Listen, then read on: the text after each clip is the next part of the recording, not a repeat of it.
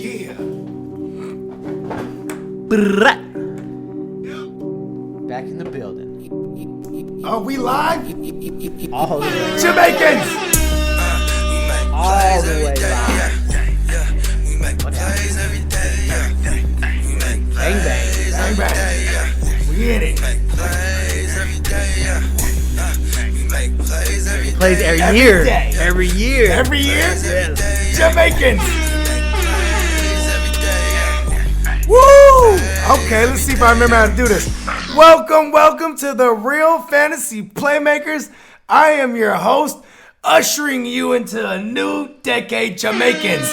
Here with my esteemed colleague, the Goo. What's happening, Goo? Oh man, you know what I mean? 2020, we in this bitch.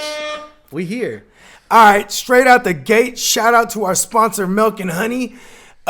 Check out their website, milkandhoneytx.com. We got all the CBD products. They up there. We got topicals. We got vapes. We got all the shit. You know what I'm saying? Go ahead and fuck with them, man. It's only about improving life. Yeah, get your mind right. CBDs is the future. The future is now. We're in 2020. Okay. Yeah, speaking of It is Divisional week. You know what I'm saying? Our last episode, we recorded it New Year's Eve. I had If the Wise Man. Shout out to the Fantasy Wise Man. Yes. We need to get him in here one day. We need on the round table one day. So technically, this is the very first episode of this year. Hey. In the last episode, we covered the wild card weekend. We'll do a little bit of recap. We got a little bit of news, a little bit of coaching movement. What else we fucking with? We're gonna break down these divisional matchups. Yes, big You know games. what I'm saying? We're gonna try to shit on Vegas. You know what I'm saying? I went 3-for-1. Versus Vegas last week. You know what I'm saying? Shout out to me. You know what I'm saying? Give yourself a round of applause. Yeah, we're also gonna wax a little poetic on our. We are fantasy playmakers. This is a fantasy show. We are in a fantasy playoff league. Me and my constituent, the Goo. Yes. You know what I'm saying? Also, follow us at the GMM Network. Follow me at Bogart Scott Free World. Follow my esteemed colleague, the Goo, at the Guru 408. Let's get it, man. Let's break some news up. Let's break off some news. Well, I mean, it's just coaching changes so far. Yeah. The big news. What did we say? Mike McCarthy's going to Dallas. What's your 2 cents on that? Anything there? Oh, you mean I thought he should have went to Cleveland, to be honest. I think Cleveland needed it more than Dallas. Nah. No. You know who's gonna? Okay, real quick before Cleveland's the only team that hasn't hired a coach yet. Before I answer your question, is because they are 100% gonna hire what's his name? Robert Saleh? Yeah. No, don't say it. Yeah? Oh yeah. It's him. I Because- heard Josh McDaniels is in there. Josh McDaniels just might leave the nest. So apparently last year, Oh, it was and between Stefanski was right. He Freddie was supposed- Kitchens and Stefanski. So Yeah, now that's he's right, that's back right. in the mix. So You know what? I don't know about Kevin Stefanski. I would shit on all those guys and just go straight to the head and get Kubiak. That's what I would do. But I don't think Kubiak wants to coach no more. Yeah, Like well, that. wants to be a head coach. Right. Because he had he was having like health problems Right. being a coach Right. for Denver. You know what I mean? Like And the last Houston. time. When he was in Houston too, he was having the same, yeah. similar issues. So yeah, I don't think Yeah. he's going to coach again. But yeah, Stefanski's Stefanski basically running would bring his him- plays. He gave him his playbook. You know what I mean? Like in Waterboy, he stole the playbook. Now he thinks Yeah. I don't know. Stefanski's just running Kubiak's offense. So unless he's gonna, Well, Kubiak's just running Shanahan's offense. right, it makes for an interesting matchup. Mike Shanahan. Makes for an interesting matchup. Yeah, we'll this get to weekend. that. Yes, we That's will. what- that's part of So my Mike strong McCarthy taste. though. Mike McCarthy to Dallas. Okay. Let's just real quick. All right, real What quick. you got there? I was chilling with Jerry Jones. You know what I'm saying? And I didn't even say anything to Jerry Jones. I didn't even ask him why. You know what Uncle Jerry said to me? He said, "Isn't Mike McCarthy one of the best coaches ever?" And I was gonna ask him why do you say that? You know what I mean? Because I could easily be like, well, he pretty much had one of the greatest quarterbacks for hella long, and then he couldn't even win with him in the past couple years. Right. You know what I'm saying? But They did get their one. okay, but how about this? If you're a guy like Jerry Jones and you think you're the best in the world and you think your team's the best in the world, correct me if I'm wrong, Didn't McCarthy come in there and beat them up a couple times in the past couple years, even knock them out of the playoffs in a fucking in a last minute drive to kick the field goal to win in Dak Prescott's rookie year? And shit like that just burns into your memory and into your psyche, where Jerry Jones like, you know what, you can't beat them, then make them join us. Is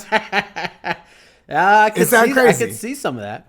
I could see some of that there. But I mean, he's the most established coach on the market that I thought was like of the guys being mentioned. Yeah, because it is a team that is good. They're ready. They're ready to win. So don't go fool around with the Freddie Kitchens type first year guys and shit like that to have them. You know what I mean? Yes. Not to say Freddie Kitchens was in mind. I'm just saying in general, like it's not the time mob to bring boss got hit. One of he these got college lashed. guys. Right. These college I coaches. kind of like the idea of Urban Meyer there. I did too, because it's established, and that's a different case of a college guy. I'm talking about any of these young prospects, like the dudes that went to the Giants. They signed. Oh no, he's not a college dude.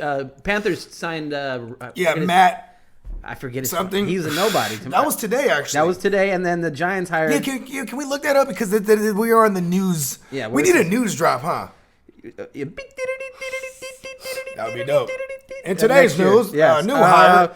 Giants hire Joe Judge. So apparently this guy, Joe Judge, was... Hell of a name, by the way. Right? Yeah. Hell of a coaching name. Yes. He was on the Patriots staff, and he's just been the guy that's all that is. After, Patricia left, after all these guys left, he's just been like the longest guy there, so Belichick trusted him. So he moved up the Belichick chain, which got him a job, essentially. I don't really like that. I don't really like the hire. Belichick's one of the coaching trees that has like the least success, though. Like you look at the Andy Reid trees of the world, and even the Mike Shanahan trees. That's part of Andy Reid's kind of comes not Andy Reid. The Bill Walshes. Right. They all come from that tree. You know what I'm saying? Like, yeah, I think Belichick's one of the only trees that it doesn't crop everywhere else. No, I mean, yeah, he got beat by one of his disciples this week though, which was tough. Yeah, you know what? But see, that's one of those guys that didn't have his first coaching gigs with him. He never coached on the staff there. No, he had his first coaching. He only played with him. Right. I know he played for him. He didn't coach for a year there. No, okay. His first coaching gig. I mean, you might be able to fact check me on this, but I'm pretty confident I'm right about this. But it was Romeo Crennel that gave him his first shot. And then made him a position coach. Then he was a full-on D coordinator, and they got rid of Crennel, and then they brought Crennel back when Grable went to Vrabel was a D coordinator? Yeah. For who? Houston? For Tennessee. Oh, for Tennessee. For that one season. Before he went 2 seasons ago. Dude, you might need to fact check me on this, but then, because, I'm usually right about all the, I obsess over coordinator changes and movement. Mm-hmm. But, like, yeah, that's as far as my memory serves me. You know what I mean? Okay, yeah, so the Giants went with Joe Judge. I don't know. So the Giants signed Joe. Okay. Yeah, the Giants did. The Panthers. The Panthers got the guy Matt Rule. Matt Rule. A 7-year deal, that's kind of crazy to me that they gave him a 7-year deal. I don't know. That's weird. Why would you do that? Who the fuck is that guy? I don't know anything about him. He coached Baylor. Oh, okay. He's coming from Baylor. Right, yeah. So apparently he turned Baylor around. And Baylor's always been shitty. Yeah, he turned him around. When you could turn around Baylor. But, I mean, I don't know. What college coach has come to the NFL and, like, really, like, done anything that you could think of? I mean, John Harbaugh? John Harbaugh was a Who's got it better than us? You're thinking of Jim Harbaugh. My bad. I'm sorry. You know what I meant. John Harbaugh was a special teams coach. Yeah, and then went straight to head coach. And he was with Andy Reid first too. So it's like Andy Reid got an eye for that shit. Right. Yeah, but I meant to say Jim when I yelled out the who's got it better. But yeah. Yeah, Jim Harbaugh. Oh fuck my god. Yeah, that's true. He had some success, but he did have immediate success. Yeah, he was. Yeah. He might be. But he also is like a guy who walks into a team. And he had Greg Roman there. Who remember you were like, I think you're giving Greg Roman too much credit. No. Greg Roman's the truth. He's the truth. You know what's funny? Greg Roman's not going to get a job. I don't think. It's the same way Jim Harbaugh was. He didn't let any of his guys go. I think John would be like, look, bro, just stay with me, man. We got this thing going. Need you and Lamar together, for sure. Oh, yeah. I mean, unless he's not really going anywhere unless he gets a head coaching job. He's not going to just move. Cleveland, maybe. Cleveland, I can't see them wanting to hire a run quarterback. Like for Greg Roman's scheme doesn't fit Baker. Baker, he's a bootlegging motherfucker. And like, if you minus the read, if you minus the running aspect of his scheme, you do have Baker who, like, okay, one thing that the Greg Roman scheme does have is a gang of rollouts and bootlegs. And, that's something Baker's, Yeah, but I mean, you got to be kind of a mobile quarterback to be really effective. I feel like. I was gonna say Alex Smith, a little bit more mobile than. But Alex Smith in Utah, he had like 2,000 yards rushing. Yeah, so Alex Smith kind of had legs. Touche. So I don't know. I feel like Cleveland, I feel like they're gonna get it wrong. I think what's crazy. I don't even think Alex Smith's first year with the Chiefs, Andy Reid, he said that too. He's like, I want to bring the Utah Alex Smith back, and I think he had like 500 yards rushing that year. Yeah, he moved around a little bit. Yeah, maybe not 500, but I know it was more than 300 for sure. He was running. He was a running fool. A running fool. Yeah. So I don't know. The what is it? The Browns are the last team to hire a coach. They're gonna be. They're gonna get it wrong, bro. They're gonna get it wrong. Even if they I like Robert Saleh, I don't think that's a good. They don't need a rookie head coach. They need somebody. It'd be really stupid. That's gonna come take over and demand respect. We don't know anything about Cleveland's owners, huh? The Haslams. I don't know anything about them other than the fact that their really turnover, stupid. Their turnover is really bad. And they fired their GM. Yeah, that's why there's no hire yet either. Right. So they said they're gonna hire the coach before they hire the GM. What are they trying to pull a Niners? Yeah, similar, I guess. Where like, you got to get two people on the same page. Yeah, apparently that was true. What they were struggling with. And that's what the Niners did have with Shanahan. He was like, they knew Shanahan was going to bring over Lynch. It was a package. It was all but official when there was like, we bring in Shanahan, he's coming too. Lynch was you remember they kept that there was a thing where they kept it quiet just to see if there would be a leak. And then if there wasn't a leak, then he was going to do it. But if there was a leak, then it was going to be like problems. So see if he could trust. Yeah, but Vernon Davis was gone, so I think it worked out. Yeah. Yeah. So, but you know what? Not all VD disappears. Hey, I see what you did there. I see what you did there. It was pretty whack. It was like mad goo, early goo in the Playmakers season. Yes. In the early episodes, it was like, we need to get some crickets. You know what? It's a good thing we didn't get crickets though. Remember you even said that earlier on. You're like, I say too many dad jokes, huh? I'm like, no, I love them. I do. I'm like, I've gone soft. Good thing I didn't get any crickets yet.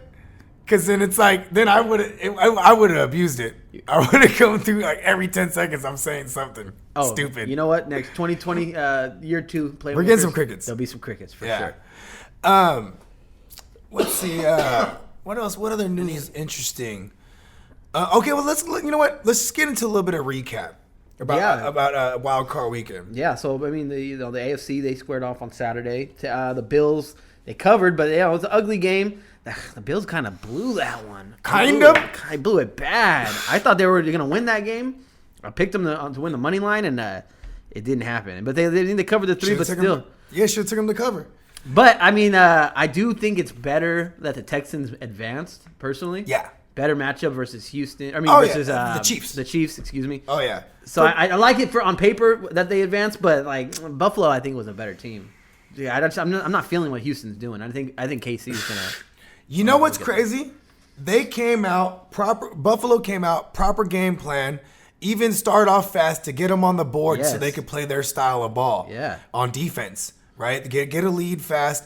And you know what's funny is I think that was I think one of the first times they on a first drive that they scored. I don't know if. It was a glorious touchdown. Oh yeah! Oh my God, my man! It was like I was in the huddle with them before the game because I was like, all right, Stallion. All right, Stallion. We're gonna start this thing off with a quarterback sweep. You remember that? Oh yeah. Quarterback sweep, first play of the game, 40 yards. Pew! Right? Very next play. What was it? It was a toss back. Yeah. Toss back to John Brown. And then the Stallion already just galloping down the field. And downtown John Brown goes downtown to Josh Allen. Pause. They flipped the script on us. But it was still that was a badass play. And Houston was not ready for it. And it's like, man, Buffalo was supposed to come out and roll after that. But they did continue to roll. They failed to put up points when they needed to. You know what's crazy? In our fantasy league, in our fantasy playoff league, of course I had my man downtown John Brown. With my very last pick, I remember I was like, okay, I need a kicker here because you have to fill all the spots, obviously. And I'm like, you know what? Hauschka. Because I'm like, that's how they've been winning these games. Defense, and then they can move. They never have no problems moving the ball. But if they don't get in close enough in the red for him to punch it in himself, he ain't throwing too many red zone touchdowns. Right. He only has I think he has less than 5 for sure. But I think he even has as many rushing touchdowns within the 5 than he does passing touchdowns within. We'll get to. I'll be more precise with shit like this in the offseason, where I'll be able to know all the. You know what I mean? Yeah. But see, but check this out. This motherfucker, the Stallion. You know what I'm saying? He'll always get him in the field goal range, and Hauschka got a boot. You know what I mean? He got a 58-yard boot. Out the holster, just what I'm saying. So I was like, boom, and he kicked me 4 field goals, and I was like, I'm loving it. Like the little thing. Even downtown John Brown, there was one where the Stallion, you could tell he got excited. Like it was a stark contrast from his whole year, bro. He would always play every game this year. He played shitty the first half, and he was just this fucking second half whiz. Right. You know what I'm saying? Maybe not whiz, but in my version, bring it back. He can bring it back, get the win. Yeah, but in my version, he's the whiz. He's the Stallion. Right. The white Cam Newton. You know what I'm saying? But also like the white Cam Newton, he's throwing a shitload of overthrown balls or inaccurate as fuck thrown balls. And in this case, there was one to downtown John Brown that really fucking pissed me off because obviously I got the motherfucker in our league. Right. But it was like it was a ball where John Brown was a double move, and what's that guy? The guy that came from the Raiders, the corner. Gary Conley. He gets double moved on up, but then the Stallion doesn't recognize it, and he that he went inside. So when he throws it, it was thrown over like he was still running forward to go underneath it.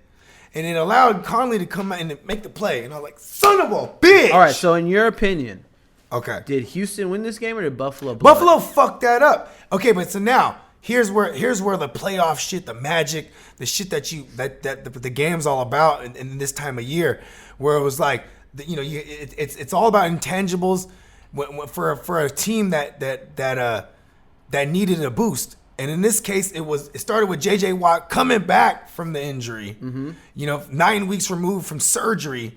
And then, finally, he started to get the pressures on him. But he couldn't get him. When he finally got that man, bro, it was like that place went crazy. And then they also, another stat where it was like DeAndre Hopkins was like number 48 in the league when it comes to first round receptions and yardage. Receptions? And first half. Oh, okay. First half receptions. Yeah, he's and not there. Yardage. He gets a lot of it late. But he was number 2 overall in the league in the second half. Mm-hmm. And that second half came around. It was crazy. It all happened after that sack. So maybe to reiterate, I say Houston won that game as much as Buffalo lost it. Like they let Buffalo let them come around. back. Yeah. Yeah, and then they have that killer instinct. And then it all came down to like good old fashioned football gods luck, where it's like just get this fucking win this coin toss, and then they do. Yeah, but they didn't. They didn't do nothing with it. Of course. Yeah, I think the football gods got it right. Houston is the one that the Stallion. Okay, now before we move on to we'll move on from this, but. Ask me one question, because I've been a Stallion guy from the gate. Uh-huh. You know what I mean? Yes, you have. Yeah. He had to go through his growing pains. Yeah. Did I bring you around on the Stallion? You did. I will tell you this much. I'm in a thread of people who we were, brother, some other friends and stuff. Yes. And they were all in the Texans. I said, hold on, guys. The Bills are covering. The Bills are covering. Because I already knew. Kicking and they were all on Houston. No, because I also understand. Yeah, so they were right theoretically, but you did tell them cover. Yes, and I said, but they have a good shot to win. I was saying they're going to win. Me too. And the minimum they're going to cover. But I said the money is like I even said it on the last podcast. Like, the money I put down on that game is going to be on them to cover. But I see them winning outright. Like, yeah. So you brought me around, but not in the aspect of do I think Josh Allen's elite? No, I know what he is, and Buffalo uses him for what he's best. Who's elite is just a whole nother question. Like, right. even people drop out of elite. But no, the way they use him is the right way. Yeah. They're not trying to make him be somebody he isn't. They're shaping their offense and their team, and they understand what his limitations are. Yeah. So I like that. When you shape, when you know who you are and you play that way, I like that. But and I knew Buffalo was going to be in the game. But this year, too, they took training wheels off him in that sense. Also, maybe not training wheels. They got him weapons. There you go. They got him the Cole Beasley's of the world. They got him the downtown John Browns. The Devin Singletaries. Yeah, the Devin Singletaries. They brought in Frank Gore to be a steady guy to help Singletary even, and just be a steady guy, to pass protect. And then they got they drafted a future stud tight end. I'm saying it, Dawson Knox. No, I don't know about that. Oh yeah, maybe. I don't know. You know what it takes to be a stud tight end? Like 500 yards and like 6 touchdowns. Yeah, maybe our different. He's gonna get that. Our definitions might be a little different on there. I think he has 3 touchdowns. He might have a big year, but I don't know. I'm just saying. I don't know if the offense, if Josh Allen's ever really gonna be that guy that just distributes. You know, he's not just the white Cam Newton because of his playing style, but also because of the coach that was around Cam Newton for years. You know, Ron Rivera. No, yeah, Ron Rivera, but who was his D coordinator for years? Sean McDermott. Okay. You know what I'm saying? So correct me if I'm wrong. Sean McDermott, when he went there 2 years ago. But what was the first thing they did? The trade deadline last season, his first year with Josh Allen. It's like, man, I've played with this type of cat. We need him like a gigantic target because he's just going to always just only throw in the vicinity of him. Oh, yeah. Kelvin Benjamin. Right. Yeah. Right? It's like, and then look at what they're doing with Cam. What did they do with Cam Newton last year? What did they do? They start, now. They traded Benjamin. But now this is McDermott from afar watching, right? What do? They start getting these smaller guys, you know what I'm saying, and more yak shit. So Josh Allen still got the big arm, but he's like, okay, we're going to get you a Cole Beasley. John Brown. You know what I'm saying? We're going to get you a John Brown. Yep. You know what I'm saying? Right? So they're going to bench Josh Allen is the next step, is what you're saying. Nah.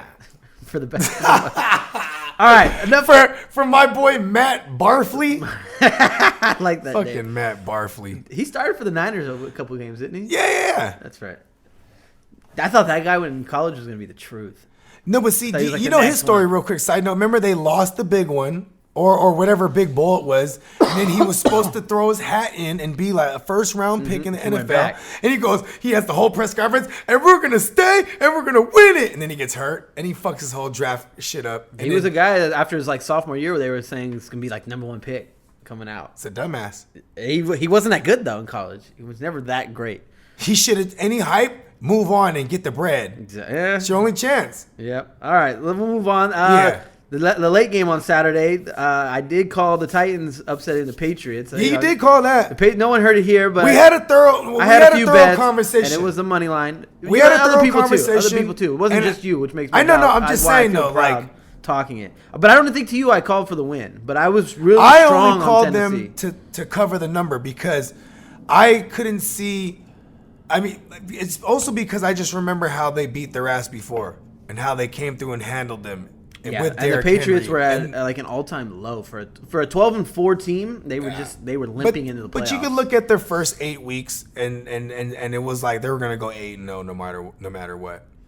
Yeah, I mean their first 8 weeks, it was. I mean, they beat some good teams. Their first 8 weeks was all motherfuckers that weren't in the playoffs the year before, and all motherfuckers that finished with losing records this year. Look at their first 8 weeks. I'm gonna have to fact check you on that one. Remember, this is why we were So they just had a soft you were hella on Sony Michel, way more than me. Right. But then when I looked at their schedule one day, and it was I think it was August or something, like the beginning of August. I was like, oh, I remember I called you. Oh, I'm on Sony Michel. I'm like, look at their first 8 weeks, and I was like, look at it. I'm trying to pull it up now. It's just slow. Let me see here.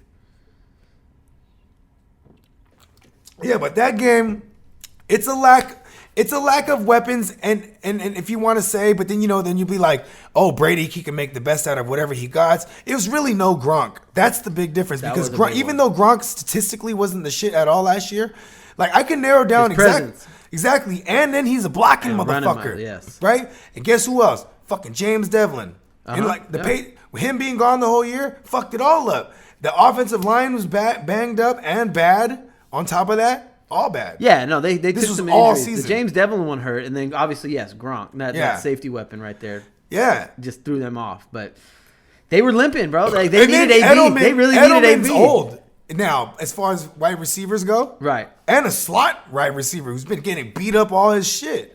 Look at Danny Amendola. You know what? I credit both of them.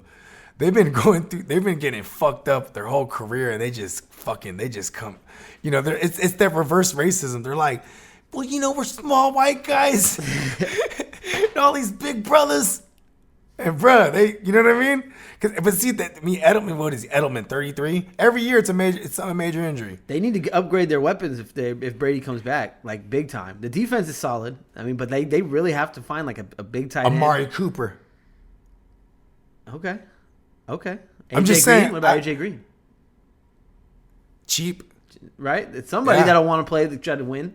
He's been on the shitty ass Bengals forever. Really cheap. That's how they'll get him. I don't think you. Well, yeah. No, that's how the Patriots. You know, they didn't. But they can't be cheap this year. You know what? They can't be cheap. Look at all the guys. Literally going to be Brandon Brady's Cooks. last year. Brandon Cooks. They gave up picks to get him. Exactly, but when it came time to pay him, trade him back. Right. Trade him away again. You know what I mean? They ain't paying anybody. You know, Brady's not technically under contract. No, he's not. He's like You know what though? The Magic Man goes there, and it don't matter what receivers they got. He's just throwing it, and he's gonna pepper the fuck out of whoever. The Magic Man goes back to his old stomping grounds in his Harvard days. Wait, hold on. Is Harvard in Boston? I think so. Back to his old stomping days or stomping ground. That's a bold call, my friend. Woo! I just thought of that right now. Hold on. I was so excited I didn't even bust the Jamaicans out. No, that's not going to happen because Tom Brady will Jamaicans! Tom Brady's coming back. But the Magic Man will sit behind him. No, but he might be back in Miami next year. No, he is. I think he's going back He even said it, though. He should, though. Because you know what, though? They have a chance with him. If they Ryan Fitzmagic, he had 7 kids, and they were all born in 7 states because he played for so many different goddamn teams, right? And his most recent child was born when he was playing for Tampa Bay, and they like it in Florida. That's why it was a no-brainer for him to go to Miami. So it is realistic that and the fact that Josh Rosen sucks, and he knew he was going to play. Josh Rosen's not going to be there. No. Oh, no, he'll be there. He probably will. Because they traded for him and he started the rookie contract. He's basically, you know. That guy sucks. I don't know. It's crazy. Like, the first 2. Oh, no, you only get. How much? I don't know. He acted like such a little bitch during the draft when he got drafted 10th or 12th, whatever it was. And he sucks. You know what's funny? He tried to fabricate the chip on the shoulder. He goes, "Oh, they drafted me 10. All these other teams, they're gonna pay. They're gonna pay." No, they're not. They're paying other people. That's such a Jewish thing to say. He is Jewish too. Of course. He was upset too, saying that even in the NFL, people when they tackle him or they sack him or whatever the fuck they call him Jewish or Jew or. Oh, shit, that's fucking great. He cried. He gonna cry in the. Is that the one, right? Yeah. Because he said all the racial, like when he in the interview, it was like audio shit, and you just hear the bleeps. Yeah, they call me Jew, but you can make it out what they're saying. That's great. Yeah, he cries. He cries in the huddle. That's why he had to go. So all right. So back to the Tennessee New England game. What? It was just Derrick Henry essentially, right? Yeah, that's pretty much it.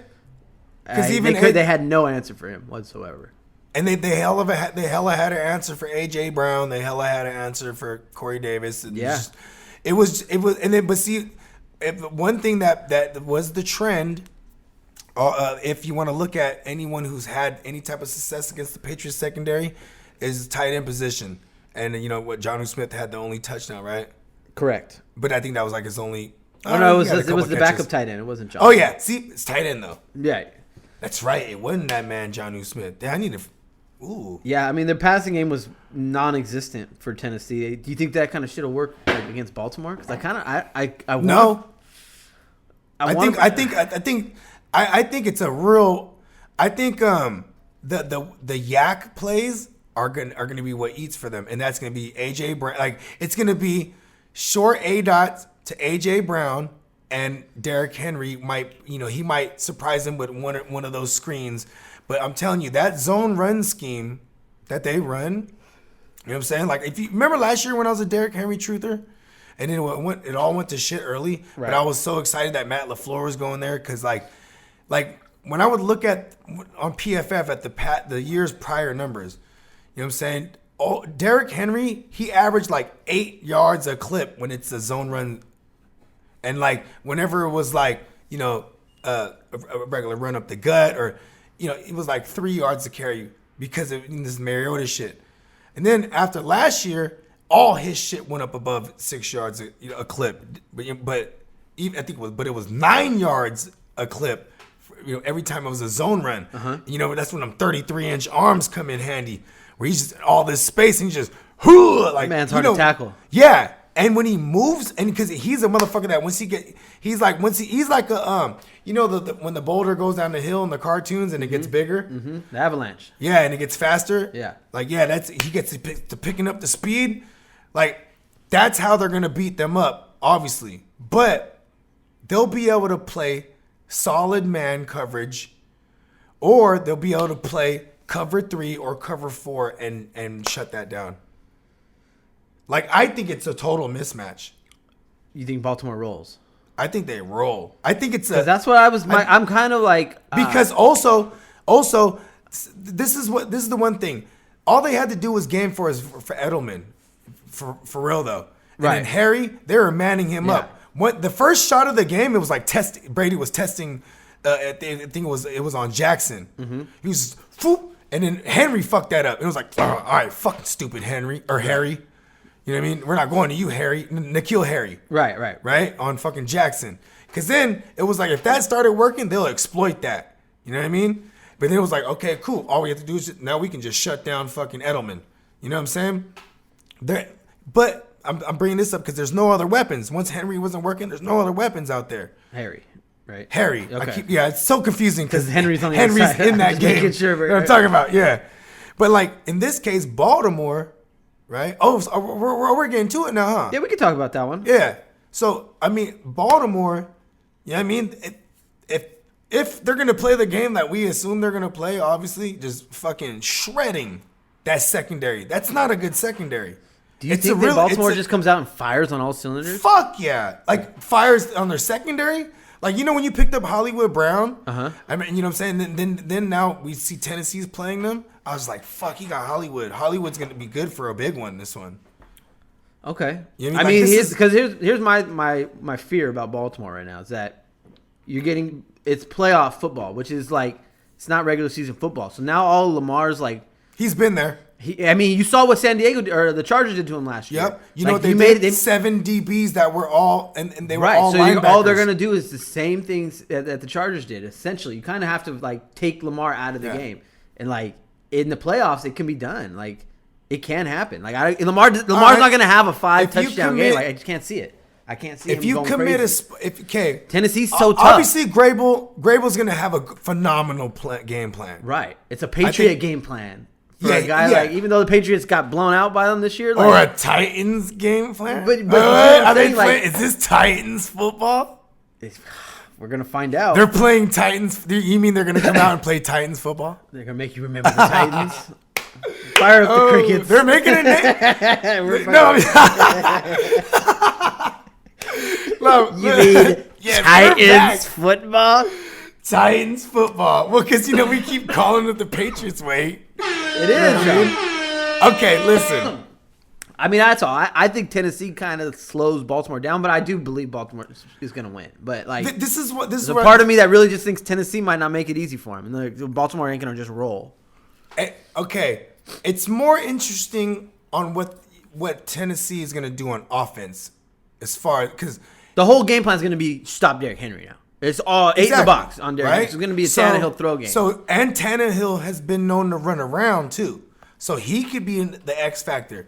But you have Marcus Peters, you got Jimmy Smith fully healthy, and then you got my man Marlon Humphreys, who's fucking legit. Yep, and you got Earl Thomas in the secondary too. You got Earl Thomas in the secondary, and see Earl Thomas, he's gonna when they play single high. You know what I mean? You'll see him up there, or they'll be having him in or around the line. Mm-hmm. You know what I'm saying? Like he'll like if Tannehill is the one who's going to be that there's going to be a spy by any means for like say they'll be like, okay, we got this. Can't really spy though with Derrick Henry in the backfield. No, but I'm saying if you had that's why it would be Thomas. Right. Like they're not going to sell out to stop Henry. You have to. No. They're not going to sell out like 8 men in the box. They're not doing that. No? No. Okay. They don't need to. They're good at Isn't that Tennessee's only chance, really, though? You think the front seven can do it? Yeah. Okay. Fuck yeah. Because you got Earl Thomas, too. Earl Thomas, he's going to be in or around the line, like I said. Right? If he's in or around the line, he's going to be able to spy on Tannehill if he moves, or he'll be the 8 man in the box. There'll be a lot of man. Exactly, because they can. They could play man. Jimmy Smith, like the other safety now is my man. We used to always pick on what was his name? Brandon Carr. Mm-hmm. They moved him to safety ever since Jimmy Smith came back healthy. He's been playing the nickel, so they're kind of murderous. They got a good secondary. They got a great secondary to play a lot of man, and even if they're gonna play, see, this is what I'm saying is if Tennessee, because I know what you envision. Yeah. You envision Tennessee coming through, playing Titans football. Yes. You're right. Long, lengthy drives. A lot of Derrick Henry. Right? A lot of Derrick Henry. And always leaving with at least 3 points. And eating 6-7 minutes on the clock. Their defense isn't terrible, though. That's no, it's thing. not. So I think they're going to have secondary is. Okay. But Baltimore. Okay. When you look at what Baltimore does, they beat the teams the way you're supposed to beat that defense. When they play someone like the Browns, whose secondary is pretty tight, okay, we'll beat them up. We'll beat them up with the tight end because you're going to be, you're playing a lot of man coverage. You're stacking the box on us. You got to spy on me. We beat you with Mark Andrews. You know what I mean? You play the Jets on that Thursday nighter. Yeah, their record's on the line, so you knew he was going to be fired. But they're the number 2 run defense, the Jets. So what do? We keep big bombing it to Hollywood or big bombing it to fucking what's his name? The other guy, other rookie. Snead? Oh, Boykin? Boykin got one. Didn't Snead get one too? Yeah. Everyone got one that night, and it was all through the air because that's how you exploit that defense. When they went to play New England, they exploited them with the tight ends, all of them. You know what I'm saying? Because they play a lot of man coverage. And then same thing, they keep a spy, and then you know what I'm saying? Mm-hmm. This is all I feel like that's why I said the real question is what you think Tennessee, what kind of scheme they're gonna come with. Yeah, it's all Derrick Henry, but what happens if that doesn't work? I'm not as worried about them offensively because I think they can throw it a little bit, but I mean. Defensively is the only thing. Can they slow down Lamar? If they can't, then I don't care what they do offensively. It's not going to be enough. Yeah, no, because that's why I think this defense is a total mismatch for the Tennessee offense because I feel like it'll be Tennessee playing from behind and from jump street, which doesn't bode well for Derrick Henry. I mean, you want to get a lead and play Deion Lewis. Yeah, there you go. No, but you know what? At the end of the day, it's that's my game script that I see. You know what I mean? Is it the likely game script? I don't know. But for sure, likely for Tennessee is to run Derrick Henry over and over and over again. And that always tends to work, even when it doesn't work, if they stick with it. Because then he just starts to beat guys down. You know what I mean? It's a 9-point spread. But, yeah, and I don't know. That supports your theory. I don't take that. Yeah. But I would have. This is the first. For the record, this is the first time I've looked at this game that spread. That me hearing too. that right now, I was like, because in my head I felt like it was like a 5 or 6 point game. Nah. But to see 9, okay. Nah. And then after hear you say that, all right, I like it. I'm heavily. I'm heavily stocked with Ravens. I kind of want to. And you know what's crazy? Shit, you're stocked with both those teams. I know I'm losing half of them, but I'm moving half of them on too. Yeah. But I do have some Chiefs too, so. Yeah, it's interesting. Touche on your double tight end move there too. You liked it, yeah, because it's first of all, I was so gonna take Jorge, I would have took him over Wentz, and then for real went after a Cousins or a fucking Tannehill and just bit the bullet, even though I thought the risk of them advancing, but I was like I gotta get a premier tight end. And I ended up with Goddard, which was the better play than Ertz. Right. because it was like Probably got him later too. Oh yeah. Yeah, you got somebody. But yeah, I felt like that was like once you lose a tight end, I mean, you could put somebody. That's a move. It was. Like, I was trying to go AFC, NFC heavy, like just I mean, equal. I mean, not heavy, equal. Yeah. Like, so you have just guys on both conferences just trying to get you. I didn't get too many NFC guys. I got a couple that. Niners, but you got all the Niners. No, I only got 2. You got Sanders and Kittle. Yeah. Oh, my cousin got all the Niners. Yeah, your cousin got all the So like, but I was heavy on it was gonna be Niners or Saints from the NFC, and I got no Saints. You know what's funny is when I knew I was second overall, I 100% knew everyone's gonna go quarterbacks. I kind of wish I took. And when I swing back around, I'm gonna be able to get. I'm mad I didn't get no Henry. He came. I got him on. You passed him a few times. Yeah. No one. When you got him, I was like, "Fuck!" Because then by that time, I was letting him drop, and I'm like, "Okay, I think I'm." Because remember me and you were the 2 in a row, yeah. And I was right. I was on your what are they going? I was your guards. Yes, you were second. Or the tackles. So for those who don't know, on your tackles. For the playmakers who don't know, it's a 6-man playoff league. So we did a draft. I had the first pick. He had the second pick. We played all the way through the Super Bowl. Most points wins. Your team. You have players on a team that gets eliminated. You lose them off your roster. Yeah, you get to go replenish whoever the fuck's available. You want to get guys to the play. The waiver priorities from in reverse kind of shit, but points. It's only 6 people, but it's a lucrative league. That's it's a lot of money for the 6 of us. So Mark Ingram. It's winner take all. Mark Ingram kind of had a bad injury that last Week 16 game. I forget who they were playing. Yeah, it was a calf. It was a calf, but he's still not practicing. He's still not practicing. So I felt pretty confident grabbing Gus Edwards. Yeah, I like that. That was a good move. Because it's like Mark Ingram might sit. He might sit this game. But he probably won't sit, but there's a very likely chance. Spoiler alert. He's going to play. Because of what you were... Oh, he's going to play. He's going to play. But he can hurt his shit real easily again. So that's what I'm... You know what he is going to do for sure? He's going to fucking ride Lamar Jackson's John and introduce him every time he fucking walks into a room. That's big trust. Lamar's big trust, not Justin Tucker. Yeah, I know, but it was Justin Tucker saying it.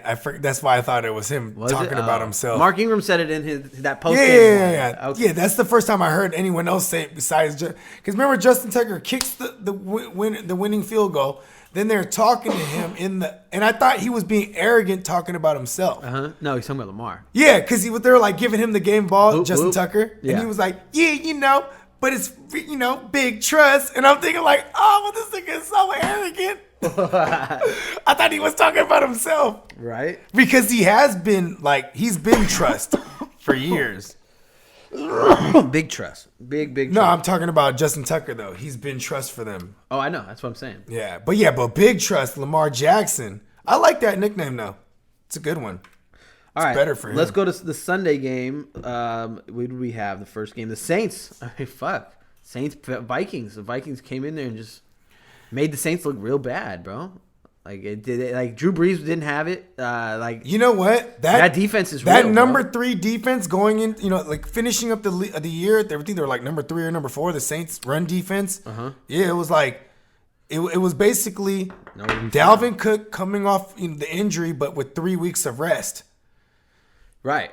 And he beat their ass. He looked rested. He beat their ass, bro. And the Saints before that game, they never gave up a 100-yard rusher on the ground. Right? Okay. I think Cook actually did he break 100? I feel like he had like 95. He had like 96, I think. Yeah, to be exact. But still, the whole season they haven't had one rusher break 100 yards, let alone give up more than 120 yards. And even Madison was busting some runs, too. Let alone not give up more than 120 yards to an opposing backfield, except when they played the Niners. 94 yards, yeah. Okay. Except when they played the Niners. Interesting. We put up like $160 on them in total on the ground. And guess what we do? Same shit. Run a bunch of zone run schemes. Because it's a fucking Shanahan system, and Kubiak and Stefanski are over there, and that's how they fucking shredded them, because they're smart. Yeah. White boy Adam came back. In this game.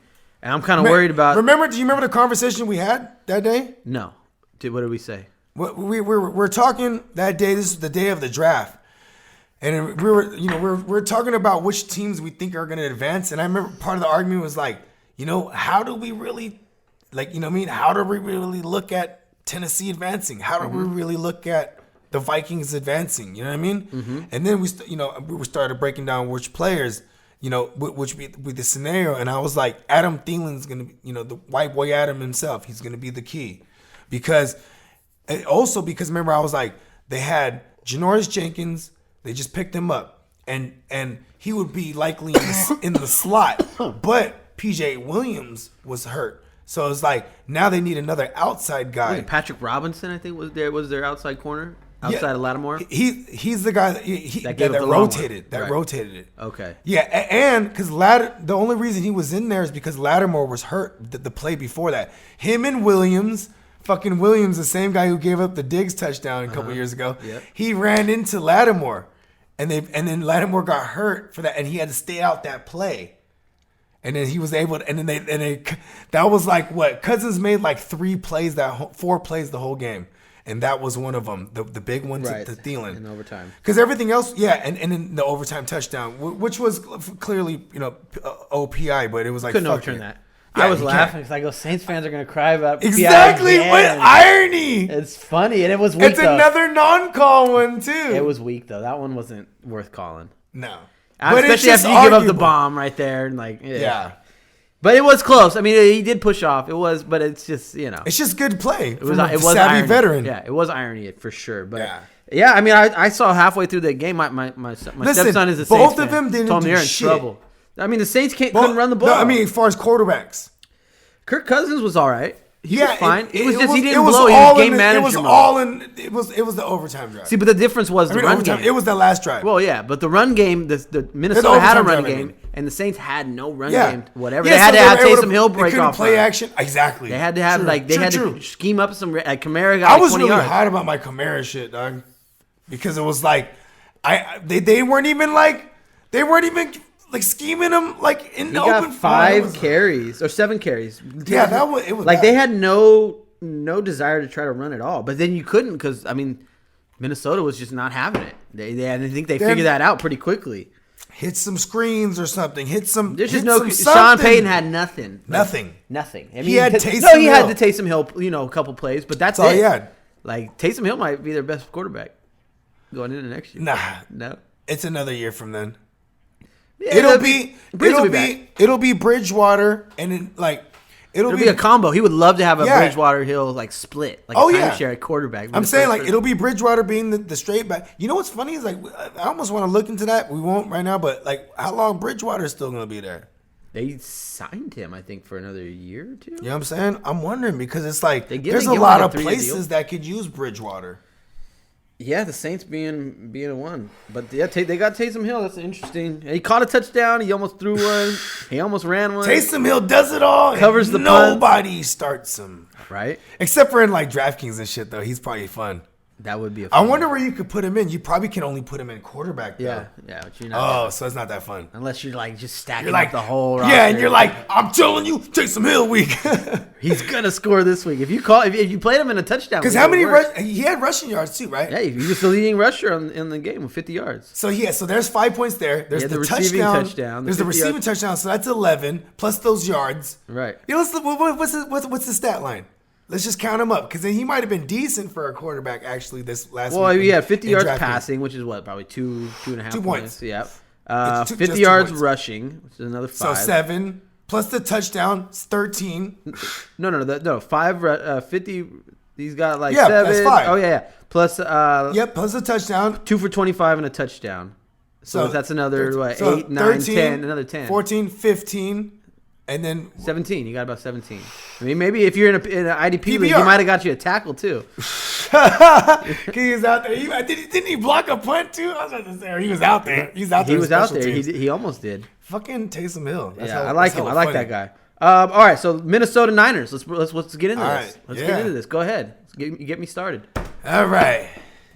I know you've been deep diving. I haven't been deep diving. I've actually because I've been preoccupied. Have other matters that I've been attending to. Yes. But I have been thinking about this one. It's Mike Shanahan and his 2 sons going at it. That's what I'm saying, dog. Like, this is... And then it's like a fucking family affair. Because you got Kirk Cousins, who's like the bastard son of Shanahan. Shanahan, right? Yeah, of Kyle Shanahan. Mm-hmm. Because, and you know, the bastard grandson of Mike Shanahan. Because that's who they wanted. They drafted. He was his They coach. wanted him. That was their man. Yeah. And then what did ownership want to do? They wanted to trade up, get RG3. And then no one was on, because they had all their plans early. And then get Cousins exactly where they got him, late. You know what I'm saying? Like, and like, remember, do you remember, when I first reconnect the game with you, you know what I'm saying? So the Garoppolo shit had already occurred. Remember, and I was tracking you down to do this very shit we're doing right now. Yes, sir, I do. And I was like, you know who I wanted? Kirk Cousins. Do you remember that? I do. Because Kirk Cousins is my man's. And it was Shanahan's man. And Shanahan is on the record of saying how bad like he wanted him at that time too. Exactly. Yeah. And what Shanahan do? I mean, what Shanahan do? What Cousins do? He finally got with a dude that's in the same system, where, you know what I'm saying, where it was like they did everything in the offseason that almost didn't look like they're doing anything for Cousins, because he already had Diggs and company. You know what I'm saying? Or Thielen and Diggs and whatnot. But they actually did a lot by getting him Bradbury at center. You know what I'm saying? Because that immediately helped Cook. Getting Cook back healthy. Like, all this shit it's I'm not saying it's the way the Broncos looked with Kubiak there in the building, but it's like they put Cousins in play. It's that scheme. Yes. It's the scheme. So it's like they both know each other. And there's gonna be a big chess match. But I think Kyle Shanahan, I mean, God, he's probably told Gary Kubiak everything. Just there's weaknesses on both sides. Yes, but they both know. Is it Lanes or Waynes? Trey Waynes. Trey Waynes, he could be had. Xavier Rhodes actually showed up on Michael Thomas. That was freaky. But it's like, joke's on you. Who are you going to be on? The rookie Debo? I don't think they're going to respect Debo like that. They have to respect Debo, though. Okay, good then. But not enough to just one time. I think he's going to just... I think he might even be on Kittle, to be honest with you. I think the linebackers are good enough over there. They got good linebackers. The linebackers are going to have to stop the run. We have our zone runs. But their front four is good in Minnesota. Yeah. They got a good front four. Ooh, it's gonna go down to our line. It's gonna be the line. And if they can't, because really though, if they can't block the front four, then it's gonna be problems. That's another one I was hot about. I was like, no one's looking at him because no one's looking at Vikings to advance. And then Danielle Hunter, I was like, you motherfucker. Yeah. You motherfucker. It is and I was like, he's not gonna get my Jerome Casey. Fuck that. No, Jerome Casey. No, I wasn't. Yeah, I wouldn't even. No, I'm just saying, like, guys that are like beastie as fuck. Yeah. Like, I'm looking at the Matt Judon still available out there. I put him in those categories. Yeah. No, they got a front four that can cause havoc.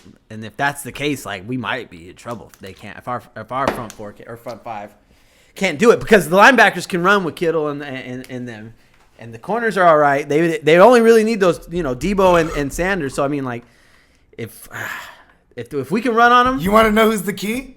Tell me. It's Mostert. This is why it's okay. The running game. They can't run. We're in trouble. The running game's an X factor, but you know who's the key? How you beat up the Minnesota Vikings secondary? It's through the slot. It's your man Sanders. Manny Sanders. Colonel Sanders himself, heir to the goddamn KFC empire. I don't even know why he's playing football. He got all the chicken in the world. He got all them herbs and spices? All the herbs and spices. He wants to play football because he wants to get him another chip. He wants to get us that sixth. Or get us close. He's that key. Do you think first of all, their nickel spot always been shitty, and then they're all banged up. That's why I was like, why aren't they putting Thomas all in the slot? Oh, because what's his name will follow. But I was like, then why aren't you? And see, and that's the thing too, is like they should have done that with Kamara. Like they should have started moving Kamara around, because even dumbass Booger kept pointing it out. Was it Booger? It was Dumbass Booger. No, was Booger on that game? I don't think he was. He did the Buffalo. Oh, he did the Buffalo game. Did the Buffalo Did he game. do the Buffalo game? My brother, No. my brother was ripping Booger. Booger. He goes, Buffalo ran 2 plays. The first one was a Josh Allen run, and then the other one was a Frank Gore plunge. And Booger's coming out saying, this Buffalo offense is just really dialed in already. He goes, you can't say that after a Frank Gore plunge. It was a Frank Gore run. I love your brother, dude. Yeah, he was on Booger early. No, because Booger's the guy who said, and I quote, well, defense, it's not about talent. It's effort. Oh, fuck. Oh, my God. Yeah. That was an issue. But, yeah, I mean. Jamaican wins that. Are you worried at all about Minnesota winning this game? Let me just say that. Are you? Yeah. How is that going to look? Like, what's not going to happen for Minnesota to win? Okay. Here's the thing. Okay, I hate you bang Niner gang. Yes. Oh wait, hold on. Let's put our biasness aside. Just try for a minute. Yeah. No, we are blinded. I was just gonna say that. We are blinded by the red and the gold and handsome Jimmy and all that. So it's like, how can you not be blinded by handsome Jimmy? That's Jamaicans. That's what I'm saying. But okay, no, like you said, bias aside, I wouldn't be surprised. First of all, we'll address the couple intangibles. Right? Like the fact that we're coming off a bye week where that could either help or hurt us. You can be fresh or rusty. Right? Then you have the other intangible about the coaches knowing the fuck out of each other, right? Is this the other one still? Yeah, all right. Yes. Coors, give me money. What was I saying? Oh, yeah. The other intangible about the coaches knowing each other, all the family value shit where it's like, you know what I mean? Like, because something just, okay. How many times you beat the fuck out of your little brother? It's been a while, but how many times your brother won? No, I'm talking about just in life, growing up and shit. Not even like because you hate him or whatever. Like you beat the fuck out of him, and then he starts fighting back, and then you went sometimes he makes you proud. You're like, damn, you really hit me right there in the jaw. You know what I mean? Yeah. Like it's gonna be all kind of that shit. It's like, what's up, Uncle Gary? You know what I mean? Basically. What's up, nephew? You know what I mean? I see you over there. Kubiak's going to be in the booth for this game. And then Kevin Skavanski calls the plays, and Kubiak, he watches with that eagle eye. He just nods. He says, yes. Yes, that one. Or he just, anytime he needs to, use the force, listen. You know what I mean? Because he's a master. You know what I mean? Uncle Gary. Right? And he's going to be looking at nephew. And then you got Kirk Cousins. Remember me, Dad? Remember me. You know what I mean? You have all those intangibles. But, when it comes to the football shit, right? Okay. When you're going through your spiel, and it dawned on me, fuck, it's going to depend on our line. It's going to depend. Oh, we're good. We're good. Are you sure? That shit kind of rolled up fast. Let's see. Just make sure it ain't no fucking tow truck outside the combine. In the middle of the desert, a goddamn tow truck? Okay. Huh? It's a motorcycle. Oh, yeah. Oh, it's my neighbor, that motherfucker. I hate how he always lets the shit run in front of my shit. He tries to fill my shit with carbon monoxide. See, here at the GMM Network, we don't get our parking validated. Are we still live? We sure the fuck are. Oh, nice. Over there. Who we got over there? Oh, yeah. Big Pooty. Shout out to Big Pooty. As always. Hey, oh, I should have got him in the playoff league. Hey, Big Pooty, yeah, you see it, boy. You see it banging on him. He probably long gone though. But okay, where were we? I need to be in a league with Pooty already. You know what I mean? It's been too long. He only plays in the one league that I'm in with him, and it's funny because he refuses to join any other league. Oh, by the way, I got Haynock begging to get in the GKL. I said, hold on, bro. Begging. Nah, I'm not gonna bring him in. Cause I already told if. No, whatever you do, I'm just saying. I would love to bring him in. He wants in. I would love to. He wants in. He would fuck it up in the best way. Shout out to Hinnock. He probably quit after a year though, because no one, Exactly, and then someone would have to inherit someone who traded away all their picks and fucking, you know what I mean? Yeah. So, okay. All right, back to the game though. Okay. Yeah. All right. Pass rush is who? Okay, let's go like this. Let's play this game. Who do you give it to? Right? We'll go back and forth too. Pause. But who do you give it to? Vikings or Niners? better secondary. Better secondary? Yeah. It's kind of a push to me.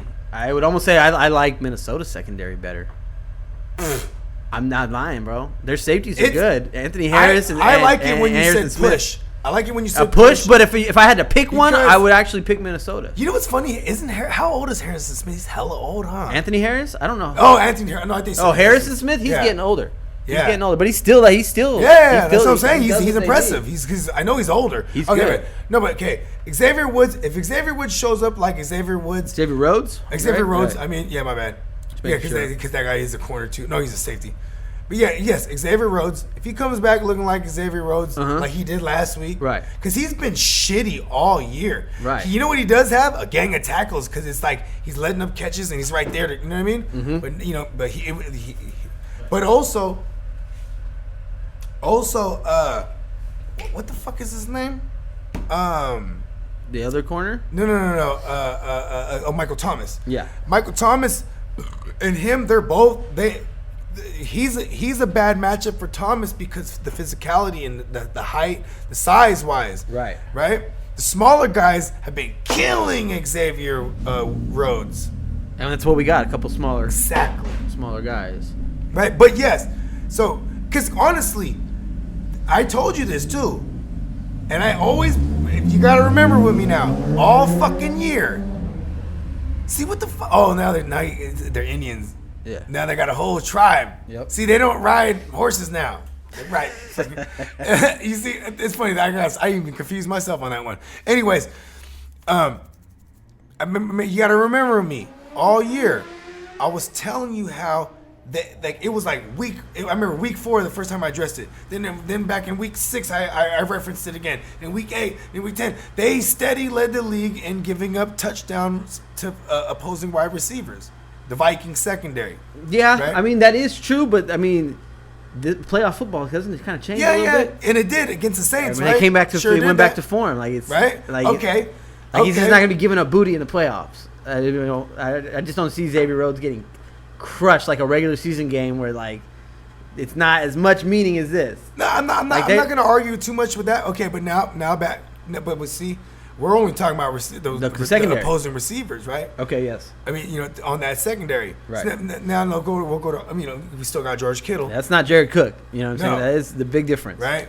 And if you remember the last time we played against this secondary, and this unit has been together for a couple of years. They keep this unit together. Right. The even whole defensive unit's been together for a while. Oh, yeah. And the last time we played them was week 1 last year. And George Kittle, he did get off on them. You know what I mean? Okay, now, go to our secondary. Fucking Witherspoon's a problem, dude. It's gonna be Mosley, bro. Better. It's gonna be Mosley. I like that. Better. It's gonna be. Bet. It's gonna be because they already. I mean, if you're pulling Witherspoon in crunch time like they did, what's up with Tart? He was a full participant. He's gonna play. So let's go. Everybody's practicing. Quan's practicing. Whoa! Yeah, I seen that. D Ford is practicing. Whoa! But those are the two guys that like. Okay. We're going back to this game. Yeah. Who's got it better, right? Or no, not the linebackers. But they got good linebackers too, and they're healthy. Though. Okay. But we got who's got a better front?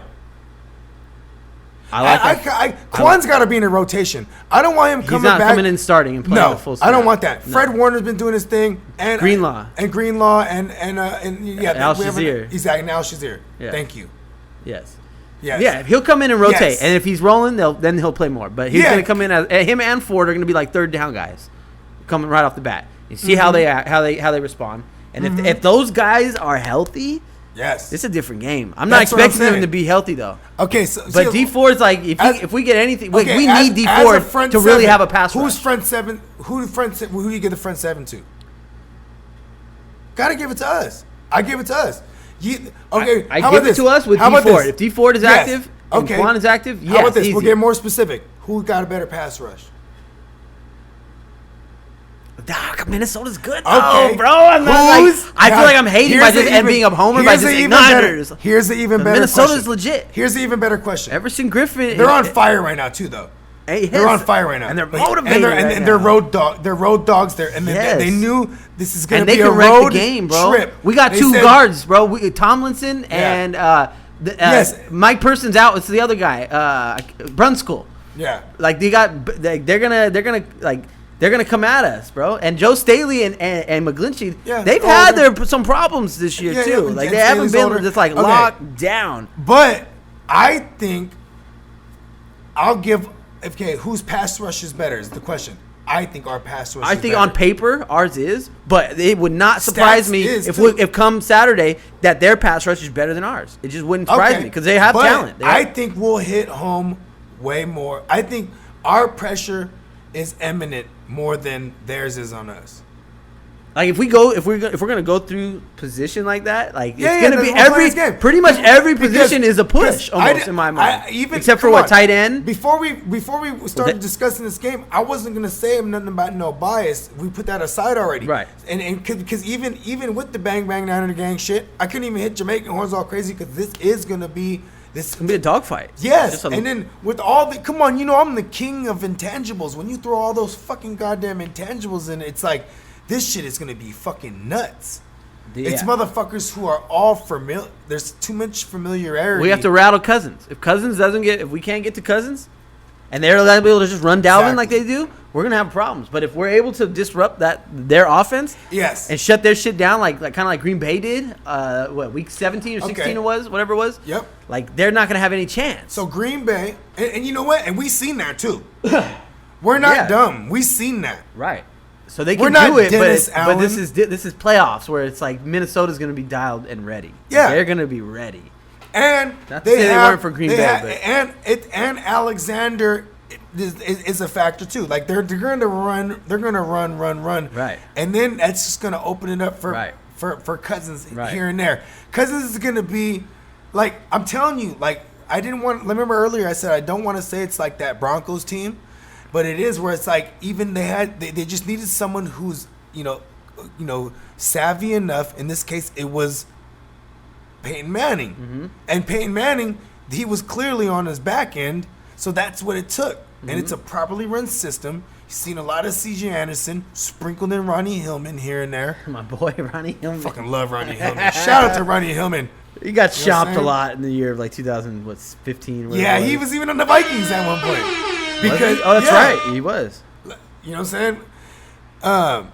Yeah, but it's just it's one of those ones, dog. Like that's why we're playing this game. Okay, now let's go back to the receivers. Obviously, we'll give it to them. Yeah, I mean, but if our receivers play better, would you be surprised? No, I think. But see, no, it's also like a push. Now when we go back to what we said, where I think our secondary is better than theirs, and their receivers are better than ours, but I think that outweighs the fact that their secondary is worse than ours. Yeah, there's no glaring holes. There's I don't see really one position where any team is significantly better. I just think I think their running game is holes in each. There's holes in each position. Yes, but there's also a lot of talent. But exactly, and ours is a factor of ours is a problem of depth in certain positions. Mm-hmm. You know what I mean? Like listen, you know what is great is that we're at home. Yeah, it is. No, seriously. It is, but we'll see what kind of home court. This is the first game in Levi's. I love it. This is the first playoff game in Levi's. We don't know what kind of playoff advantage we have. It better be jumping out there. You better be tropical as fuck out there, bro. You don't understand what I'm saying? You don't even. You know what's crazy that you're missing the whole point because I'm gonna be in that motherfucker. So that the first time is a playoff game at Levi's. I'm just saying. Bogart's there. I know you're there. Bogart's scot free. I need you ready. Bang bang Niner gang. All right. We spent a lot of time on that game. That was that was thorough. It's thorough, but it's going to be a tighter game than I think people realize. So I would take Minnesota to take the 7. And you know what, dog? I'm taking the fucking over and Minnesota to cover. I like the over there. There you go. Okay, all right. You know what I'm saying? All right, let's settle down. Let's settle down. Let's break down this Texas Chiefs game real quick. Hold on, real quick. Okay, hold on. You put the bias so far aside. I had to. You could not see us. You couldn't even I don't want to entertain the blowout thought. But see though, when Riders roll, no, bro. It's not even that. You gotta look at it's just the same way I was looking at paying any respect other team. to a playoff team that just came off a big win. I'm paying them a lot of respect. You know, the Saints played really poor there, dude. They did, but Yeah. Minnesota is good. Yeah. They're good. But listen, the turnovers that start the game off with a fucking turnover and you get 3 points on it. Right. Yeah. I mean, you got 3 points at least. You didn't get nothing. And then you let them march down to get 3 points and reset it back to 0-0. When they scored to come back at the halftime, that was take the lead at halftime. Yeah, that was a wrap. I knew that there was. You know what's crazy? All my live betting homies, they were like, "Oh, I'm 2H, smashing it." Like I'm like, just to try to get back. No. Because any sharp money was like, "Yo, this is gonna be a long day for them." Especially when I was seeing how I was just like, you know what? I'm not gonna do none of that. I bet it. You really never got good action on it. No, they were never really down, Minnesota being. So if you bet the Saints, it can't be in the Saints. Yeah, exactly. All right, Texans Chiefs. Oh, that's what you're asking me. We're talking about live betting. Yes. Oh yeah. Oh yeah. No, 100%. Texans Chiefs. Did the Texans have any chance in this game? What do you got? You have it. It's DeAndre Hopkins is kind of the key in this one. I think they get rolled. I think the Chiefs come out rejuvenated after stealing that bye from New England. They get a Texans team that isn't impressing me. I said, look, listen. Before I get to the take, no, actually, you finish. My bad. No, I just don't think that they have a good enough offense to keep up with them. And Kansas City D is pretty solid right now. Oh, for sure. So I mean, it's simple. It's not tough secondary. That's why I said you can get DeAndre Hopkins is the key. Kenny Stills is the key. Your boy Will Fuller might be the key. If he plays, is he coming back? They need him. Is he coming back? I can't confirm that. It is only early in the week. You know what I can confirm? Will Fuller on track for Will Fuller divisional round. You can listen. Yeah, but he's the key. No. All he's looking hatred aside. Ian Rappaport says he's on track. So I don't. He could be a decoy. He's on track to fucking be a decoy or burn out like a flame, like a. But still, burn out like the flame in the wind. You saw the split stats when Fuller plays. They're a different team. No, 100%. So but see, okay. I'm not expecting him to be effective. Also the same though. When they get Carlos Hyde going, it's fucking. I don't think Carlos Hyde is getting going. It is Kansas City, though. He might have a little bit of a revenge narrative. No, but you also to run hard. Yeah, just a tiny bit. But he was there. But you also can hella run on Kansas City theoretically.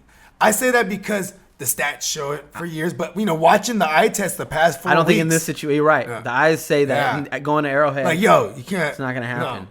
It's not. So I mean, if they are able to go in there and run the ball on them. Did they go into Houston the last time? Because they kind of handled them like, and this was before the Mahomes injury. This year? Yeah, I don't think they played. They lost to the Chiefs. I mean, they lost to the Texans this year. I can't pull it up yet. They played the AFC South, and that's one of the Chiefs' L's. Is that a fact? Check me out. Okay, hold on. Here we go. Schedule. Let's see. Because you know. It is. Yeah. Because right. It is last decade. Yes, that's last year. But I'm trying to. Oh shit. No, you're right. Yeah. What was the score? Refresh me. It was a 24-31 win. Okay, for so Houston. Yeah, that's right. Because there was not quite a garbage time, but it was there was a little bit of a comeback action. But it was one of those ones where they rolled them early. So I like that though. I like that for the Chiefs because I obviously have the Chiefs and I have them beating them the fuck up. I just wanted to hear where you're coming off on that because also bro. How many times, you know what God really loves? Like Black Jesus, he loves Deshaun Watson, dude. No, I'm serious, dude. Black Jesus loves Deshaun Watson. Why? Bro, you see him about to get murdered? Two defenders come through. And he throws to the fullback and gets him down to the field goal. That was fucking God. That was football God right there. That ruined my Buffalo mojo. It fucked me up. No, that was the end of it. Yeah, it was over. That was what got them there. And I was like, oh my God. This is because I think that play was on third down too. And you know what's funny is Fairbairn. He has like a 47-yard boot. Like that's like his range. Like he's kind of shitty. You know what I mean? Right. So it was like when he was down there, I was like, oh, this is a fucking wrap. It was like in the got down to like the 17 or they got down there in the red. I was like, man, I forgot to bring it up. Yeah, I mean, but the only thing that on the Houston narrative, Fairbairn Watson can play with anybody. So yeah, he can show up and just make. He's like wiry, lightweight. Yeah, he's not like he's ready. He's kind of like he's like a young Muhammad Ali before he put on all the weight. He's Cassius. You know what I mean? He's Cash. I'm pretty. You know what I mean? Oh, you want to kick me in the eye and give me a shine? I throw a touchdown right away. Right. Like he literally did that. That happened. That actually happened. Like he's like Black Jesus loves him, dude. He just keeps blessing him with his Black Jesusness. Just every time like boom kicks him in the eye. Oh, he went blind. Give him his sight. You know what I mean? Boom. He throws the touchdown. You know when he looks down the field, right? Uh-huh. Light shines on his receivers. The guy that's throwing him. Just a little beam of light comes out. Yes, that is great. Yes, I like that. Jesus is playing with. Is a Texans fan, bro. Black Jesus is a Texans fan, bro. All right. Hey, what did they do? What happened to Houston when he got drafted there? What happened? That whole place went to water hell. Houston did? Yeah, remember? Oh, because they're flood. Exactly. J.J. Watt. Black Jesus is there. He brought the play? He sends his son. No. Was that before him? His only son. It was his rookie year. Okay. So the savior. Yes. He sends his only begotten son. Getting real biblical up in here. Now I kind of feel like Texans are going to cover. No, I'm just saying, like, how many times. So now go back to my question. How many times do you think Black Jesus is going to save him? Because he just, like, gets. He was doing it in college. Really trash. Yeah. But I mean. How many Black Jesus tokens does he have? He's like, look. If he is the one, if he is Black Jesus himself. For real, huh? He's got unlimited tokens. So I don't know. Now you're kind of making me think. No, I'm just saying, because Houston is actually really good at mudding up the game and making it ugly. Yeah. Like that's how they beat them. They beat up New England. I might have changed my opinion on the. I just really like the over, but like I don't like 9.5 Houston to cover it. Yeah, 9.5 is a big number. I like Houston to cover it, but I like to go to my long biblical point.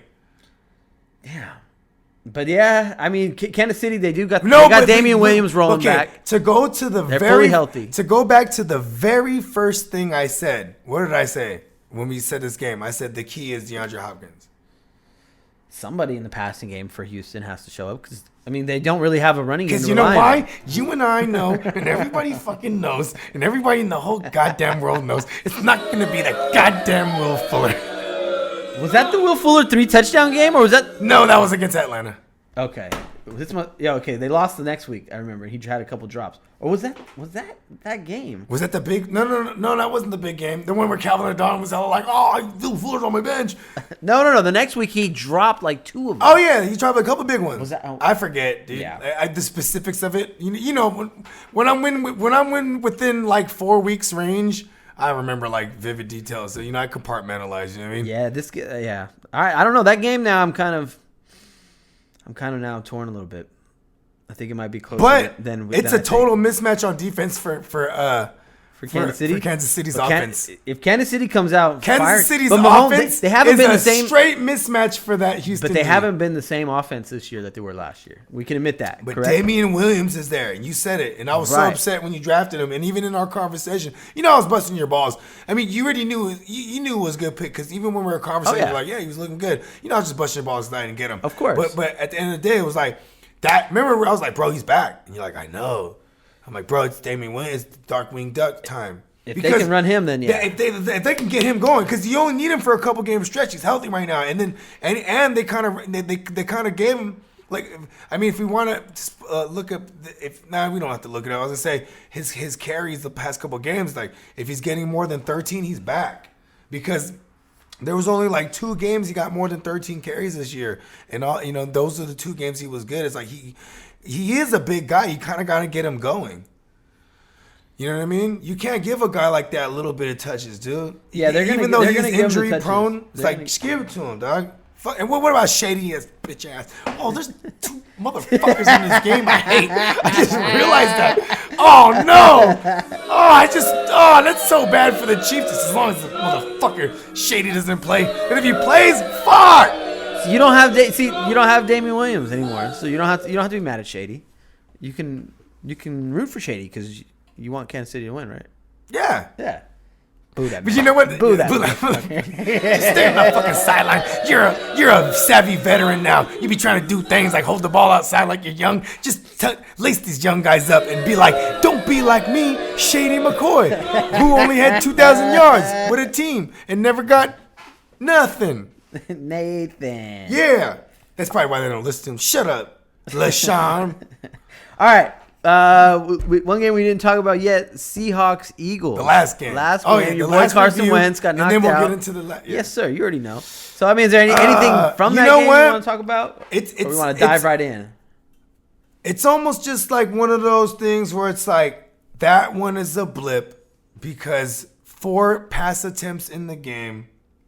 You know what I'm saying? For what, Carson Wentz? Carson Wentz. Oh yeah, knocked out. You got the Josh McCown show. I mean, I'm actually I was rooting for Josh McCown like a motherfucker. But as a football fan, I did not want Philly to win. No, what? No, fuck no. As just a football fan, that's bad TV. Yeah, you're right. Philly's I only wanted them just because I had. Yeah, but obviously. you know what though? All biases and rooting aside, Niner fan aside. No, but you know what though? Seattle needs to go. As banged up like Seattle with 17-9, bro. Like that's, you know what I mean? And it was really all on like 2 plays, like. But they didn't have to do anything once Josh McCown was their quarterback. Exactly. Get a lead and just hold it. No, but this is why I like the Eagles to at least advance. Like I had them advancing. Yeah, I mean, even with Wentz, it would have been. I'm just saying, it would have been tough. The reason I had them advance. No, even with Wentz, I wouldn't have wanted to see him. I think he would have smacked them. Think so? Yeah, that secondary's trash, dude. It's almost just as trash as the Eagles secondary. But the Eagles I knew the mismatch. Offense is trash. Yeah. Outside of what? Miles Sanders and even Ertz is hurt. When Ertz hurt, it's trash. You know what? Their second, but still though, it was garbage. They were like you know what's crazy is the Seahawks. They joined the Cardinals of the world in them against the tight end, and that was my whole angle. Yeah, fair. With the run game, like you could do everything to them. They have a poor pass rush. All of a sudden, 7 sacks. But it was Josh McCown. You know what I'm saying? But it was like they had like 18 all year or something like that. Something really low. Something really fucking low. Yeah, it was an ugly ass game. Yeah, that's why I said it's a blip. Yeah, there's not. We should have just left it. If Carson Wentz didn't get hurt, it would have been a different game. Oh, for sure. I agree with that. I don't know if they would have won, but it definitely would have been a different game. Yeah, I didn't say win, but right. Yes. I think they had a better. Probably. I mean, if Seattle would have just did that. Won. Yeah. All right, so now that Seattle goes to Lambeau, what's your vibe? Do they have any chance against Green Bay or what? Hey, low key, you know me and we've talked about. Yes, I've been waiting for you. I meant to talk to you about this. I know where you're going. You know, I know. Go.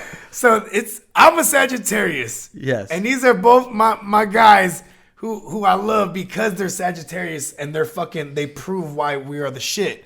Who are you speaking about? So about Russell Wilson and Aaron Rodgers. Yes. You know what I'm saying? And he's won into Green Bay and beat him on an overtime victory. You remember that? Yes. And it was, one of the many recent overtimes that we see Aaron Rodgers on the sideline. I think that was actually the one that started the streak, where it was like then the next year it was like the overtime against the Cardinals where they lost the coin flip. Then the next year was the overtime against Atlanta Falcons where they lost the coin flip. Where Aaron Rodgers, where it's like all those win a coin toss. But in Aaron Rodgers' mind, it's like, if I win that fucking coin toss, I smoke him. You know what I mean? You feel me? Because all those games, he was winning, got them winning, and then it was the defenses that let them come back and get into overtime. Mm-hmm. Always happened like that with Aaron Rodgers. You know what I mean? Like, Sagittarius, bro, we have mad vendetta. You know what I mean? And here's the one thing. Yes, Russell Wilson's a Sagittarius, but he's too much of an Uncle Tom nice guy because his parents didn't want him, so you know what I mean. He did get adopted, so like he's so grateful and he loves Jesus. He's like he loves white Jesus. You know what I'm saying? And like, look, not Deshaun Watson's Jesus, not that one. But hold on. Hey Siri, what time is the Packers game? This is important. The Packers play the Seahawks in the NFC Divisional playoff on Sunday at 3:40 p.m. Okay, so Russell Wilson can attend church that morning. So this is, he's gonna have that going for him because every time he's gonna have the good word with him. Anytime he does anything, and okay, so to go back to that story you're kind of referencing, right? So the last time Russell Wilson beat him in a big spot, it was in Green Bay, overtime. Like I said, Aaron Rodgers waiting on the sideline. They marched down the field in like two big plays, too. Like it was like bang, bang, stretch the field plays, and it went for a touchdown. And it was the year that the Seahawks were the reigning champions. So now they're going back to the Super Bowl. And he's crying. Russell was crying, like, divine intervention.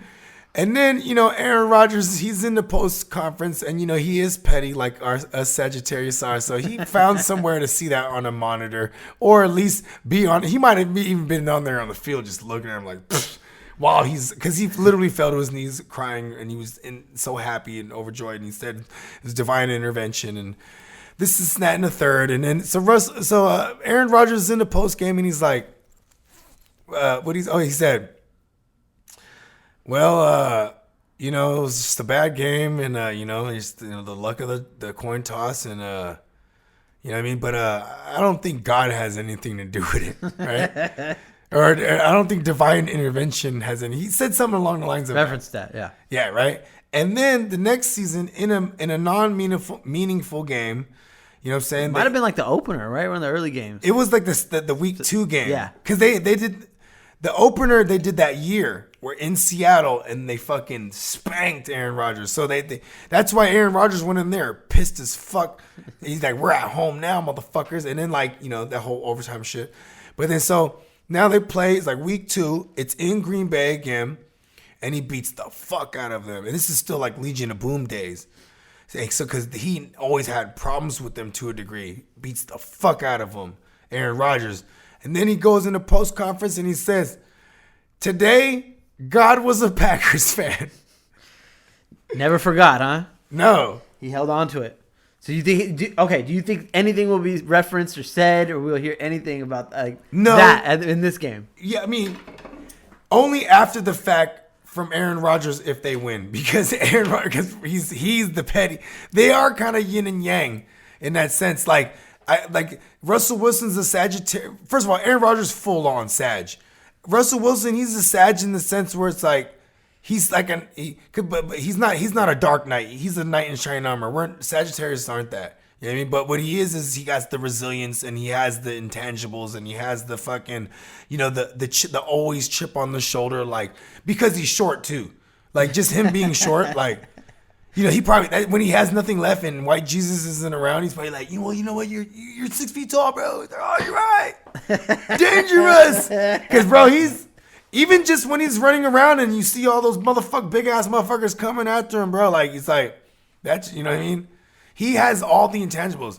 But now to go to the X's and O's type of shit, right? Like, Green Bay is going to be able to run the fuck all over them. And then, you don't have any respect for Seattle's defense. For Seattle's defense. Okay. They're lucky 4 passes in. It was fucking Josh. Because even Josh McCown was moving the ball and getting him in a field goal almost damn near every possession he had. I have a little more respect for them.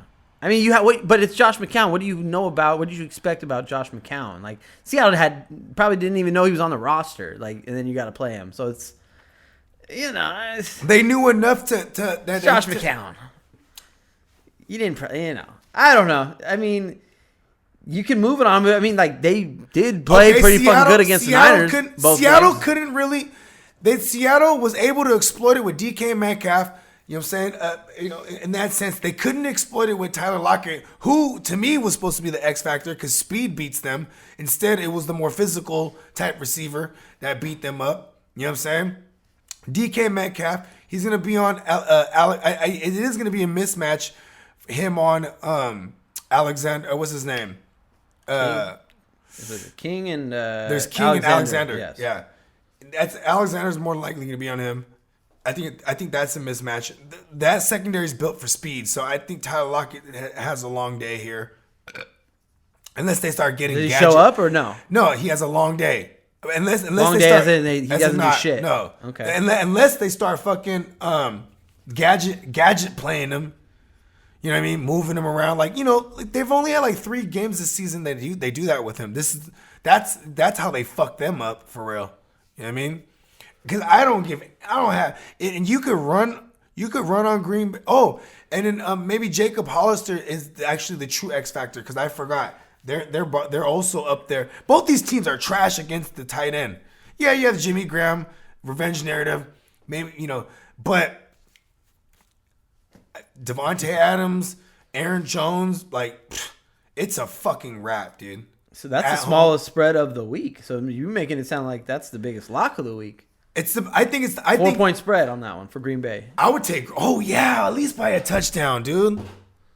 Yeah, I like that one. Fuck yeah. You don't think Green Bay?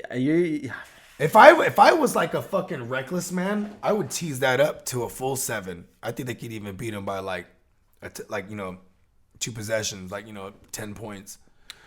I don't listen. Green Bay hasn't been that impressive though, offensively. But okay, and when you get to this spot, their defense booties get tight. And, pause, but with pressure and I totally nerves, I don't know if they just. I mean, I just haven't seen it from Green Bay all year, where they just dominate like that. I guess Matt LaFleur could definitely fuck this all up by doing what? By just being a Nubu and head coach in the playoffs, but he does have Aaron Rodgers. Playoff Rodgers, right? But there is also his playoff Wilson. I don't know. I think, like you said, this is one of the locks. I like Green Bay to cover that 4. I mean, you're making it feel like it's a lock. I don't. No. I don't know. I'm a little more torn. Because I think Seattle is just they're battle tested. Like bad line. But they've been here. Bad that line. Experience means something. But they are playing a semi-experienced Preston team. Smith. They got the other guy, Matthew something, or is it something Matthew? If there's another, they're getting at the quarterback. Yeah, they're gonna have to. I mean, they're gonna have to. Damn, Russell Wilson scrambling though. That's what I'm saying. Dude. Like, son of a bitch! You have the one X factor that's like an intangible thing. I love that we're so. I know I'm weighing too much in that, but I love that. That's me. But I also love that we're all hella on a different side of the fences on a lot of these, to a degree. Somewhat. I mean, I'm just seeing both sides. I want to see both sides. That way, I'm not like thrown off. Because I gotta really think about it. What's the under over on this one? It's 46.5. It's gonna be cold too. I don't see any team going over 20. Yeah, I don't. 3 points. Like, it's gonna be a bunch of field goals, bro. A couple of touchdowns. It's gonna be stingy. Jason Myers, is that his name? Yeah, Jason Myers. He's a terrible kicker. He has a solid 45 yard range this year. Like, that was like his average, like where he was where he had hit. Crosby, obviously, he kicks great. I'm just thinking about the low scenarios, right? You know what I'm saying? And the amount of field you'd have to cover to look. Aaron Jones is a mismatch for them. Even just him alone. Mismatch. Yeah, I mean he's had a big year. He should be. They need him to be big in this game to really have a chance. Because that's the Green Bay offense. They need the running game to be be because it's a Shanahan rip-off offense. It is. There's a LaFleur on the Niners staff, right? Yeah, the brother. Mike LaFleur. The brother, yeah. I didn't know that until late in the year. Dude, they're all in each other's weddings, and they're all Salah and all them, all those guys. Like, exactly. They're all best friends for real. Like, I seen a segment where Shanahan was saying, he was asking about how lunch went. Like, because I guess the LaFleurs and Salah all went to lunch when they were visiting, when we smacked them up. Right? They were all having lunch, and he was like, so what were you guys talking about? And he's like, a bunch of nothing. Because it's like a bunch of, you know what I mean? So it's like me and you, like on waiver day. The fact that we do this show. A lot of misdirection. Exactly. You know what I mean? Just like, shit. But yeah, LaFleur could be the one that could truly fuck this up because I have hella faith in both those quarterbacks. But like on the road, at home, like the Pack, dude, go Pack, go. I mean, what's the weather looking like? It'll probably ask Siri. Hey Siri, what's the weather in Green Bay, Wisconsin like this Sunday? It doesn't look so nice in Green Bay, Wisconsin on Sunday. Down to 19 degrees. 19 degrees? Love it. That changed. What's the chance of snow? There's no snow in the forecast today. Oh, you stupid bitch. Is it going to snow in Green Bay, Wisconsin this Sunday? It doesn't look like it's going to snow. Okay, so it's just gonna be bloody cold. Okay. Oh, Which makes me kind of like Seattle even but more. they can't really cover fucking it. run, dude. But it's just gonna be ugly. They could play an ugly game and keep it ugly. Yeah, that's true. That's the only thing. They Doesn't just mean They it could be literally like just played an ugly game Right. against the Eagles with like 3 bright spots, and that was enough they 75% need. chance of rain. Oh, it's gonna Ooh. snow with a high of. It's gonna be ugly. It's gonna be ugly out Ooh, so it's not just the 19 degrees. What the fuck do you know, Siri? there. Well, I mean, what the fuck does Yahoo weather know? either? No. I like that better though. That version's Same better. thing. Snow with a high of 27 degrees, Ooh, a pound low of the low. 18, and a 75%. Okay, I think I'm gonna get off that Packers lock then. That Just under that right quick. there. That under. Just take the under. 46.5. Yeah. Love that. Oh my that. god, this might be the war in the snow. The You know Snow what? Bowl. Ice Bowl Don't too. look it secretly. Don't do that and just bet the over now because when I manifest these things like the under, like and be just get the over. If it's snowing, Nah, it's not I'll gonna be never over. bet an It's over not in a gonna be snow over. game.